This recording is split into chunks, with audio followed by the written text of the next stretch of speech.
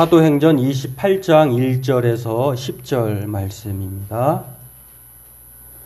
신약성경 제가 가진 책으로 236쪽입니다.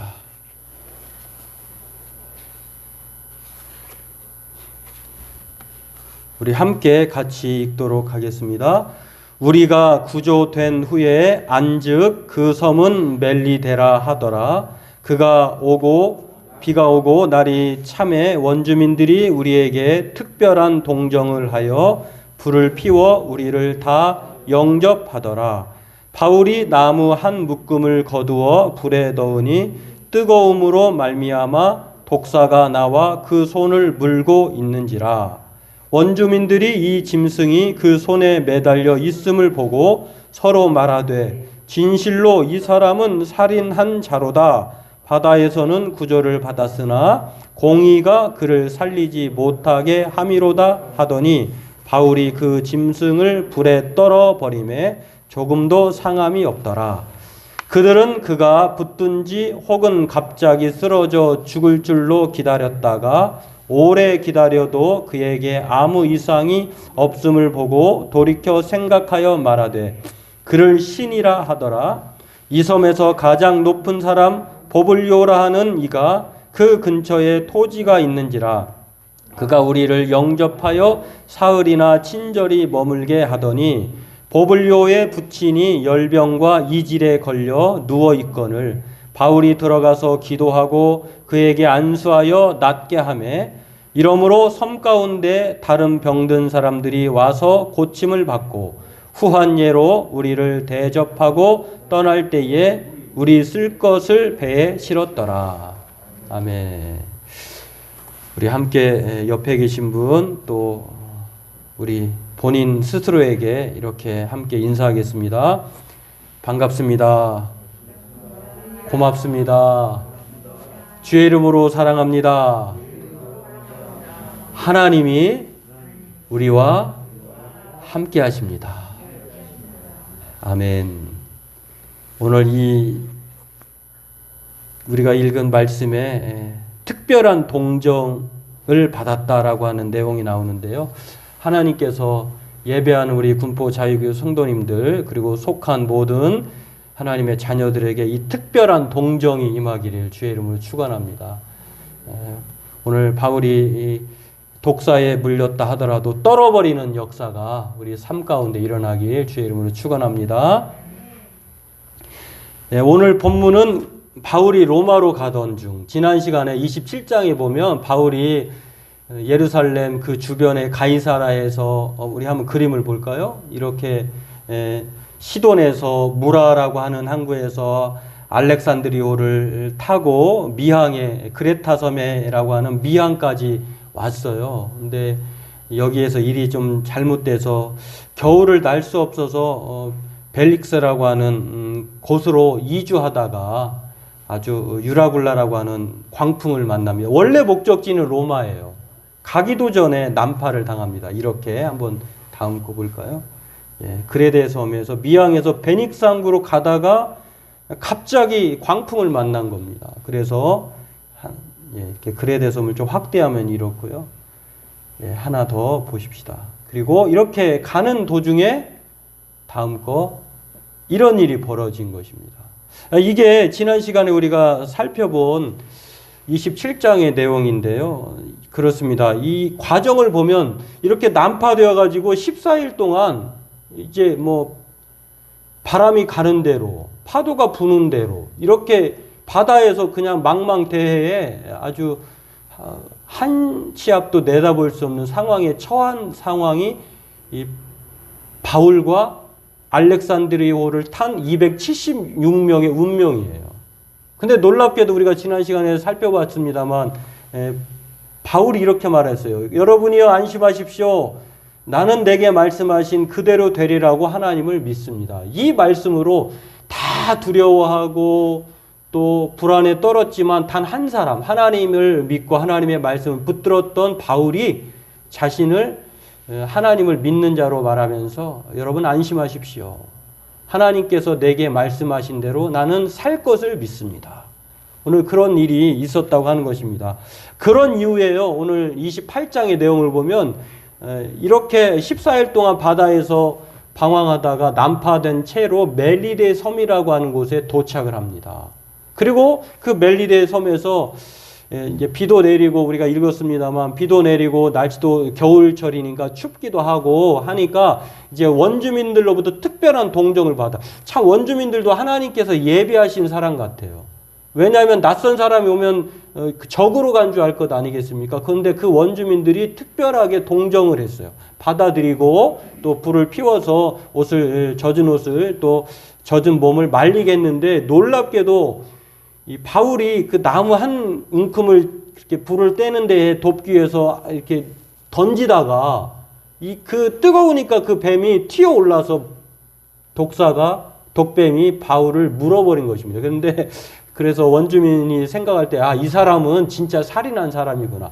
바다에서는 구원을 받았는지는 모르지만 정의의 신이, 공의의 신이 뱀으로 하여금 이 사람을 죽이게 함으로 인하여서 이 사람은 역시 죄인은 별 수 없구나. 이렇게 판단을 했는데요. 그래서 곧 죽을 줄 알았는데요. 놀랍게도 바울은 뱀을 떨어버리고 아무렇지도 않게 불을 쬐고 죽지 않고 사람들에게 살인자에서 신이라고 하는 놀라운 신격적인 대우를 받게 됩니다. 이러한 일들이 오늘 28장에 우리가 읽은 내용이라고 하는 것인데요.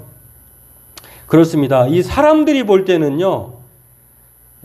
바울을 볼 때 어떤 생각을 할까요? 하나 넘겨볼까요? 이렇게 멜리데 섬의 앞에 거를 보면 멜리데 섬이 오늘날 이렇게 되어 있고요. 그리고 여기에 바울의 기념교회가 있다고 해요. 뭐 이스라엘 성지순례를 가신 분은 뭐 아시겠습니다만 저는 뭐 그림으로만 봐서 이렇다고 해요. 그리고 지금의 몰타 섬인데 지금은 휴양지예요. 휴양. 이탈리아 남부 쪽에 위치한 아주 휴양 도시라고 하는데 넘겨주세요. 이렇게 바울이 뱀을 떨어버리고 다음 거. 그뿐만 아니라 그 이후에 보블리오라고 하는 그 유지, 땅이 많고 높은 사람이라고 하는 그 사람으로 하여금 사흘 동안 집에 초청을 받아서 안식을 취하고 그의 아버지의 열병과 이지를 치료해주는 놀라운 역사를 행한 것이 오늘 바울에 대한 내용입니다. 그렇습니다. 이 놀라운 일들을 우리가 보면서요, 이 사건을 계기로 3개월 동안 이제 편안하게 276명이 멜리데 섬에서 잘 거주하게 됩니다. 그리고 겨울을 지난 이후에 다시 로마로 순항을 하게 하는데요. 우리가 여기 멜리데 섬에 도착할 때까지 모든 걸 다 버렸다고 했잖아요. 지난 시간에 보니까 기구도 버리고 음식도 버리고 또 살 소망까지 다 잃어버렸는데 여기서 다시 회복을 합니다. 놀라운 일이 벌어진 것이죠. 어떻게 보면 인생의 역전, 반전이 일어난 사건이 오늘 28장의 내용이에요. 오늘 본문을 보면서요, 우리는 하나님이 함께 하시는 사람에게는 끝날 때까지 끝난 것이 아니라고 하는 사실을 알 수가 있습니다. 사람들이 봤을 때, 배에서 다 죽을 것 같았을 때, 난파되었을 때에 사람들은 어떻게 생각했을까요? 저 사람 끝났다. 다시 저 사람은 재기할 수 없을 거야. 그리고 또 멜리데 섬에서 독뱀에 물렸을 때에도 이제 이 사람은 진짜로 완전히 끝났구나. 이렇게 생각했었을 것입니다. 그러나 하나님이 함께 하심으로 말미암아 연패연전하는 것처럼 보인 바울을 통하여서 역전과 반전의 결과물을 만들어내시는 것을 볼 수가 있습니다. 바울은 로마로 가는 죄수 신분이지만 복음을 전하는 사도입니다. 로마로 반드시 하나님께서 보내시겠다고 하셨어요. 그래서 죄수이자 복음 전도자인 바울에게 펼쳐진 상황이란 결코 평탄한 비단길과 황금길이 아니었다는 것을 알 수가 있습니다. 바울은 가는 곳마다 죽음의 위협, 그것을 안고 살았던 사람입니다. 더군다나 이 바울은 사단의 가시가 자꾸 이제 사단의 자신의 질병을 그렇게 표현했는데요. 육체의 가시 같은 것이 느껴져서 자꾸 찌르는 거예요. 바울은 이것을 하나님 앞에 없애달라고 3번이나 기도합니다. 그러나 하나님께서 그에게 말씀하신 말씀이 있습니다. 내 능력이 약한다 해서 강함이라. 이렇게 바울의 삶을 보면은요, 하나님의 역사가 항상 따라다닌다는 것을 볼 수가 있습니다. 그러니까 중요한 것은 우리가 날마다 삶을 통해서 실패하고 또 좌절하고 또 문제를 만나는 것이 중요한 것이 아니라 그 문제를 어떻게 하나님께서 함께 하셔서 풀어주시느냐, 또 해결해 주시느냐, 그러한 역사라고 하는 것입니다. 오늘 이 바울을 하나님은 도우시고 또 힘주시고 놀라운 결과를 만들어 주신 것을 볼 수 있는데요. 그 바울이 위대한 고백을 합니다. 고린도후서 12장 10절에 이렇게 말합니다. 그러므로 내가 그리스도를 위하여 약한 것들과 능욕과 궁핍과 박해와 권고를 기뻐하노니 이는 내가 약한 그때에 강함이니라. 그러니까 우리가 약할 뿐이지 하나님은 비로소 하나님의 진가를 발휘하시도록 강한 능력으로 역사하신다고 하는 것입니다. 바울이 이렇게 고백을 했어요. 자신이 강하면 강할수록 하나님의 능력은 약해 보이는 것입니다. 자신이 약하면 약할수록 점점 더 강하게 된다는 것을 바울의 고백을 통해서 알 수 있는데요. 자신이 약하면 약할수록 고난당하고 실패하고 살소망까지 끊어졌어도 그때 하나님의 능력이 역사에서 역전과 반전의 결과를 만들어낸다는 것입니다. 이것을 믿으시길 바랍니다. 힘에 겹도록 심한 고난을 당하고 살소망까지 끊어졌다 할지라도 자신이 사형 선고를 받은 사람으로 느껴진다 하더라도 그것은 철저히 자기를 의지하지 말고 도울 힘이 되시는 하나님만 의지하라는 하나님의 신호라고 하는 사실을 우리가 기억해야 합니다. 고린도후서 1장 9절에 그렇게 말합니다. 그렇습니다. 오늘 바울을 보면은요, 하나님이 함께 하시는 사람처럼 보이지 않습니다. 저 사람은 하나님이 버린 사람이야. 하나님으로부터 저주를 받은 사람이야. 원주민들의 생각처럼 그렇게 생각할 수 있어요. 아, 나는 하나님께서 싫어하시나 보다. 나는 되는 게 없나 보다. 원주민들이 이 사람은 살인자다 규정한 것처럼, 아니 바다에선 살았지만 독뱀에 물려 죽게 생겼네, 이 사람은 틀림없이 자기 죄를 졌을 거야. 유라굴라를 만나고 독뱀에 물렸어도, 그러나 바울 때문에 다시 로마로 향하는 배에 이 바울로 말미암아 모든 잃어버렸던 물품을요 공급받았어요. 특별한 동정을 받았어요. 이게 바로 하나님의 놀라운 역사라고 하는 것입니다. 이 하나님이 함께 하시는 사람 바울에게는 하나님의 역사가 끊이지 않는다고 하는 것입니다. 오늘 이 바울을 보면서 우리 또한 하나님께서 함께 하신 사람이라고 하는 사실을 잊지 않기를 원합니다. 하나님이 우리와 함께 하세요. 하나님이 세상 끝날까지, 그리스도 예수가 다시 오실 때까지 우리를 버리지 아니하시고 함께 하시고 인도하신다고 하는 것입니다. 노르웨이의 한 어부에 관한 전해져 내려오는 이야기가 있습니다. 하루는 어부가 아들과 함께 출항을 했어요. 두 아들을 데리고 물고기를 잡으러 바다로 나갔습니다. 그날은 물고기가 참 잘 잡혔어요. 그런데 오후가 되어 갑자기 이 유라굴로라고 하는 그런 비슷한 광풍을 만납니다.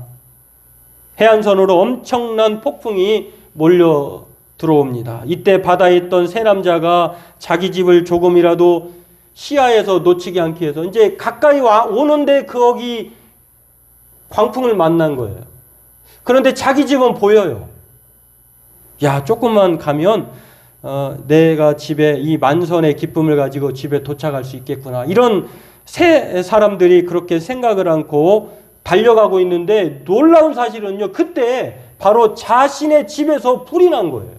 아니, 고지가 보이는데, 집이 곧 보이는데, 바람은 불고 사투 끝에 집에 곧 도착하면 되는데, 설상가상으로 자기 집에 엄청난 집에 불이 난 것입니다. 꺼지기도 전에 그 불은 모든 것을 다 파괴시키고 말았던 것입니다. 마침내 아이들과 아버지는요, 정말 사투 끝에 겨우 살아 돌아올 수 있었는데, 아내가 마중 나와서 하는 말이, 남편을 부르며 흐느끼며 말을 합니다. 끔찍한 불이 나서 모든 것을 다 태워버렸어요. 우리에게 남은 건 아무것도 없어요. 그러나 남편은 전혀 놀라지 않습니다. 여보, 아무런 반응이 없는 남편에게 아내가 한 번 더 말합니다. 제가 한 말을 못 들었어요? 집이 잿더미가 되었다고요. 남편이 이렇게 말합니다. 그래, 잘 들었소. 지금 남편과 아내가 상황이 모르는 거예요. 남편의 상황을. 근데 어떻게 이렇게 차분하게 말할 수 있는 겁니까? 아내가 말을 합니다.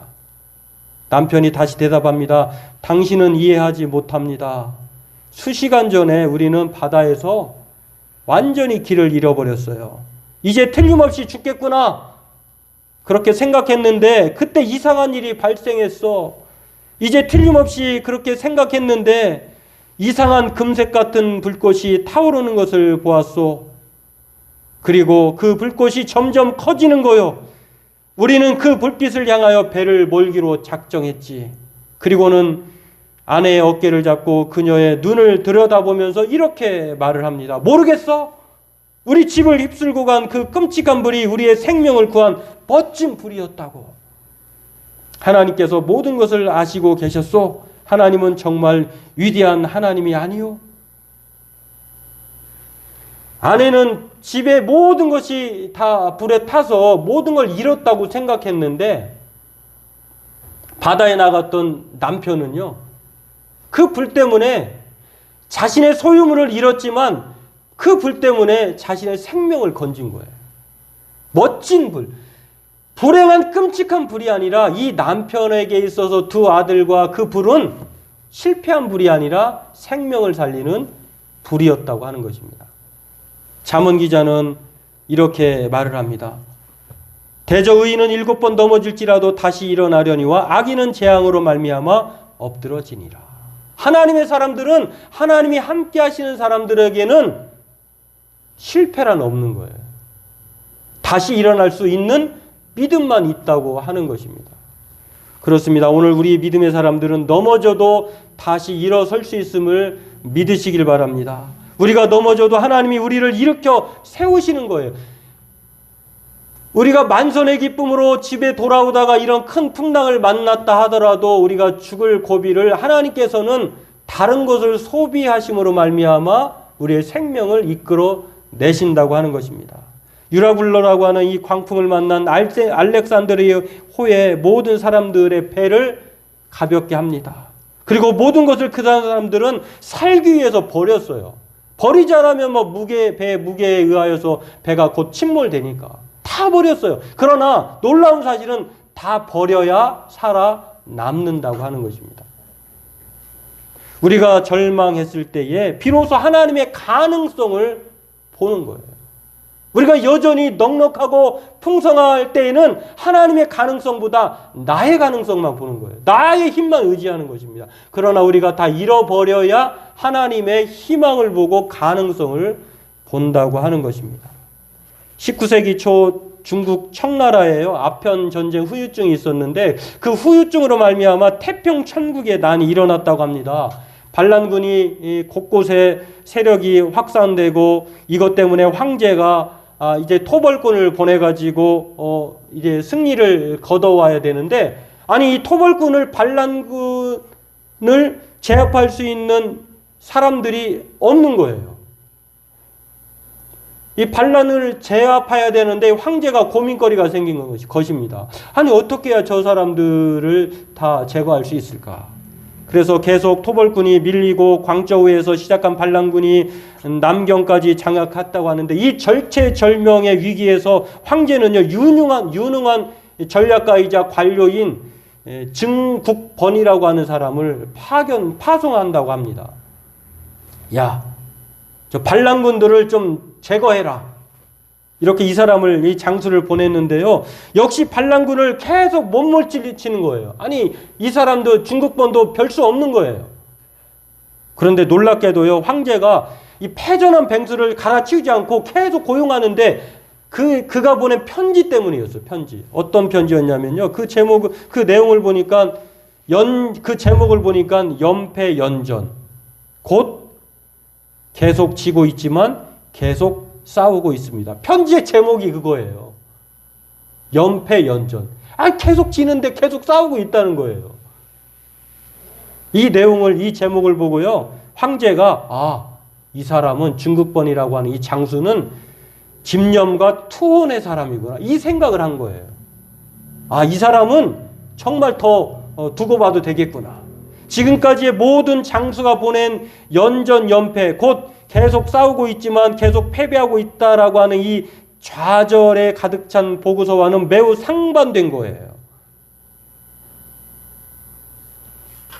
이런 중국번에게 황제는 증원군을 더 보냅니다. 그리고 중국 증원군을 통하여 그 보답으로 승리를 가져다 바쳤어요. 황제에게. 자신을 믿고 병사를 증원해 보내줬던 이 중국번이 황제에게 승리를 가져다 바친 것입니다. 연전 연패, 곧 계속 싸우고 있지만 계속 패배하고 있다가 하는 이전의 장수와는 다르게 연패 연전의 사람에게 황제가 적극적으로 다 도와주었다고 하는 것입니다. 여러분, 중요한 것은요, 이 이야기를 보면서 우리가 생각해야 될 사실은 우리가 세상을 살아가면서 연전 연패할 수 있어요. 그러나 하나님의 사람은요, 연패 연전의 사람이라고 하는 거예요. 우리가 날마다 세상을 살면서 문제를 해결하지 못하고 그렇게 좌절할 수 있지만 하나님은 계속 싸우는 사람, 믿음을 가지고 하나님 앞에 살아가는 사람에게는 결국에는 승리를 가져다 준다는 것입니다. 오늘 그 말씀을 믿음의 투혼을 가지고 계속해서 믿음의 선한 싸움을 싸우는 사람이라고 말할 수 있는데요. 계속해서 달려가는 거예요. 여러분, 싸울 때에 저도 이제 학생 때 친구들이 이제 주먹 싸움을 해요. 가끔. 그러면 친구들이 그 안에 이제 뭐 구경도 하고 하는데 어떤 친구는 가장 막강하다고 하는데 붙자마자 그냥 쓰러지면은 항복 하고 끝나는 사람인데요. 얘는 힘도 없는 것 같고 뭐 패기도 없는 것 같은데 얘는 마저도 일어나고 또 일어나고 또 바지가리 잡고 코피가 터져도 그 바지가랑이를 놓질 않아요. 결과적으로 힘센 애가 어떻게 한 줄 아세요? 야, 졌어. 우리 믿는 사람들에겐 그런 것이 있다는 것입니다. 빌립보서 3장 13절에 이렇게 말합니다. 형제들아, 나는 아직 내가 잡은 줄로 여기지 아니하고 오직 한 일, 즉 뒤에 있는 것은 잊어버리고 앞에 있는 것을 잡으려고 표대를 향하여 그리스도 예수 안에서 하나님이 위에서 부르신 부르심의 상을 위하여 달려가노라. 여러분, 실패한 과거는 잊어버리기를 바랍니다.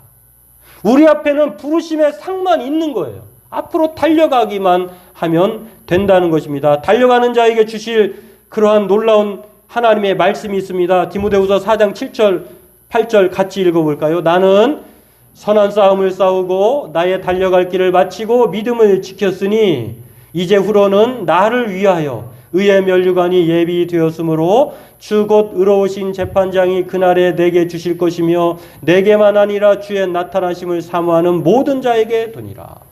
오늘 계속 달려가는 사람, 선한 싸움을 싸우는 사람에게 하나님이 예비하신 승리의 면류관이 있다는 것입니다. 그렇습니다. 하나님이 함께 하시는 사람은요, 넘어져도 다시 일어나는 거예요. 7.8기의 사람이 하나님이 함께 하시는 사람이라고 하는 것입니다. 계속 싸우다 보면 하나님께서 마침내 오늘 바울처럼 배에서도 구원해 주시고 뱀에 물려도 안전하게 해주시는 특별한 동정을 받는 사람으로 만들어 주신다고 하는 것입니다. 바울은 풍랑과 독뱀을 만났지만 낙심하거나 두려워하지 않았습니다. 바울에게는 절망과 포기라는 단어가 없는 거예요. 그것은 그가 하나님이 자신과 함께함을 믿었기 때문이라고 하는 것입니다. 그의 고백을 고린도전서 15장 10절을 통해서 확인할 수 있습니다. 그러나 내가 나의 나 된 것은 하나님의 은혜로 된 것이니 내게 주신 그의 은혜가 헛되지 아니하여 내가 모든 사도보다 더 많이 수고하였으나 내가 한 것이 아니요 오직 나와 함께 하신 하나님의 은혜로다. 오늘 우리는 세상을 살면서 역경과 문제를 만날 수 있습니다. 삶의 소망도 잃을 수도 있습니다. 때로는 간절하게 바라던 대로 되지 않을 때도 있어요. 그래서 괴로워서 죽고 싶고 고통스러워서 견딜 수 없는 밤을 수없이 보낼 수도 있습니다. 그러나 오늘 바울을 보십시오. 하나님이 함께 하시는 사람에게는 연패는 없습니다. 연전만 있는 거예요. 우리 함께 고백합니다. 연패는 없다. 연전만 있다. 계속 싸우다 보면 하나님이 힘주시고 하나님이 은혜를 부어 주신다고 하는 것입니다. 오늘 이 연전의 사람으로 하나님이 함께 하시는 사람으로 살아가는 저와 여러분들에게 주의 이름으로 축원합니다.